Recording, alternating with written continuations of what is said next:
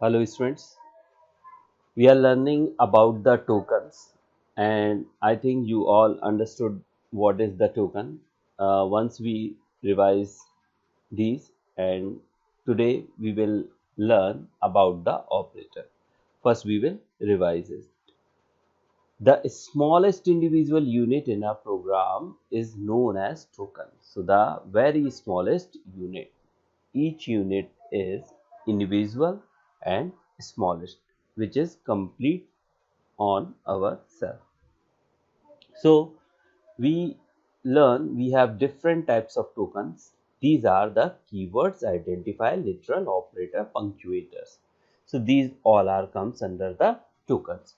And first we learn the keywords. So keyword, what? Keyword are reserved word which have the special meaning into the compiler or interpreter, which cannot be used as identifier. So these all are the examples of the keywords. So these all are the keywords and its meaning we cannot able to change. That will be used as it is. Next we learned identifier. So the what is the identifier? So this is actually fundamental building blocks which is used to identify a variable, function, class, module. So whenever you will define any variable, so you have to use these all identifier rule.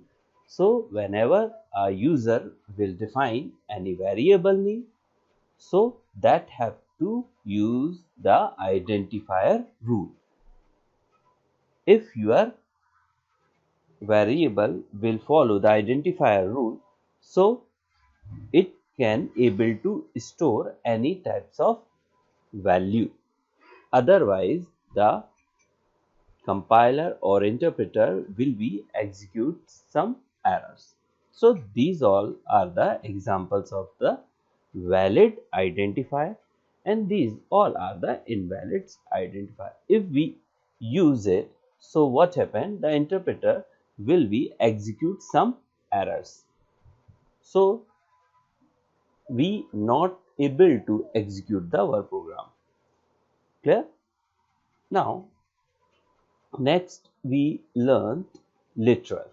So we have different types of literals like number, text and other data. So these all are literals. So literals is called the values. So which type of value you will store into the variable that are comes under the literal, just like this. So this is name is type of string literal. Why? Because it is store the string value, and this is the type of integer literal because age is stored the 22. So this is the type of integer literal, and height is type of float literal because it is storing 6.2. This is the float value. So these all are comes under the literals, and these all are the escape sequence. If you want to execute any blank slash, single quotes, double quotes into our output, so how you can execute it? You have to use the escape sequence. So with these escape sequence, you can able to execute slash, single quotes, double quotes in our program. So double slash, when you use in print with double slash, so it will execute slash, backslash. If you will want to execute single quotes, so you have to use the slash single, so then it will execute the single quotes. If you want to execute double quotes, so you have to use slash double quotes, so it will only execute the double quotes. So these all are used with the print statement. These some other examples of the escape sequence. Now the today class we will going to understand the operator. So what is the operator? So first we understand this, what is the operator. So operator will be perform some operation actually. What these all operator will be used for perform different types of operations. So the definitions of operator is operators can be defined as symbols that are used to perform operation on operands. So that will perform operation into operand. Operand, what is the operand? If we write A plus B, so A and B is operand. And which operation we are performing? Addition. A plus B. So plus is a operator and there A and B is what? Operand.